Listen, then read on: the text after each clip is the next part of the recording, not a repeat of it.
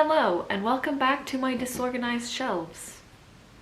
Clearly I still have not organized them. There's a lot going on, basically, and I just haven't found the time to organize them and have, like, peace of mind. So we're gonna just film in front of them again and hope for the best. But, as you can tell by the title, I'm going to be showing you 22 books that I want to read this year, which is already a lot. I don't know how it's gonna be in 2028 if I'm still doing this. But yeah, let's just get into it. I've separated them into little piles. So I'm gonna start with the one that is smallest. So the first book that I plan to read this year is Little Women by Louisa May Alcott, which is probably going to be the only classic that I read this year. I think I've said this before, but I want to read at least one classic a year, and this is the classic I've chosen. It also fits into Buzzword. I think it's April? March or April, I don't know. It's probably April, but it's big or little, and obviously little is in the title. If you don't know what this is about, which I highly doubt, it's about 4 sisters. There's a movie with Timothy Chalamet, like I call him, that I haven't watched because I haven't read this. Yeah. The next pile is books that I'm really excited about and want to read, like, now, but I'm gonna space them out, obviously. The first one is Battle Royale by Koshin Takami. I don't know. The lighting is changing, whatever. And this is a book about teenagers going into the middle of, like, an island and fighting to the death. Sort of Hunger Games-y, I think inspired Hunger Games, something like that. I'm really excited about this. The next book is Second First Impressions by Sally Thorne. Love Sally Thorne, loved The Hating Game. I don't know what this is about. I think it's an office romance as well. I don't really know, and I don't want to know. I want to go into it without knowing anything, like I did with The Hating Game, kind of. So that's what I'm gonna do. And the last book in that little pile is Punk 57 by Penelope Douglas, which is a new genre for my bookshelf. It is smut. I don't know what it's about, but everyone on TikTok says it's amazing, so here we go. I don't know. The next pile is series I want to continue, which aren't a lot. The first is A Clash of Kings by George R.R. Martin, the second book in the Game of Thrones. It is humongous. I'm so scared to read this, but I want to continue it because I have all the books, even though I kind of hated the first one, but I have it. Everyone knows what this is about. I don't need to explain it. And the other series that I want to continue and have not finished yet, I usually finish series, is the Caraval. The last 2 books I didn't continue. Don't know why, honestly, but I want to get to this immediately because I loved Caraval. And if you don't know what Caraval is, it is about sort of a circus that is magical, I guess. That's the shortest way I can explain it.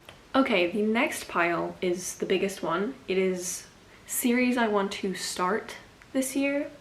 I'm including all of the books in the series, but whatever. The first one are the 2 books in the Daughter of the Pirate King by Trisha Levenseller. This is about pirates, and I love pirates.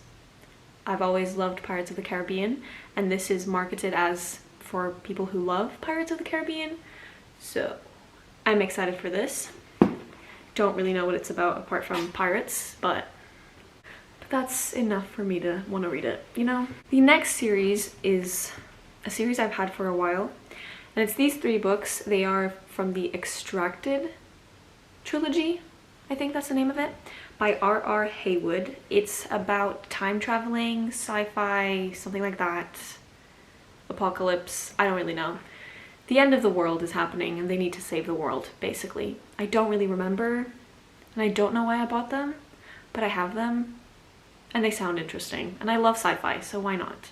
The next series is also a trilogy.